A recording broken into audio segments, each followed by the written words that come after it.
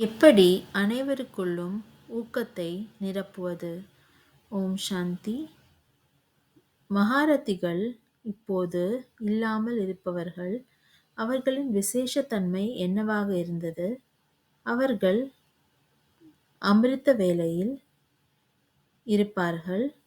அவர்கள் அமிர்த வேளையின் சந்திப்பை எப்போவும் தவறவிட மாட்டார்கள். அவர்களது இந்த ஒழுக்கம் அவ்வளவு உறுதியாக இருந்தது.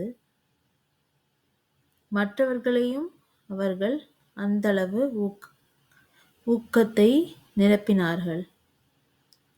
அவர்கள் சொல்ல மட்டும் செய்யவில்லை, ஆனால் அவர்களே அந்த ஒழுக்கத்தை கடைபிடித்தார்கள் மற்றும் கடைபிடித்து மற்றவர்களுக்குள்ளும் ஊக்கத்தை உண்டாக்கினார்கள்.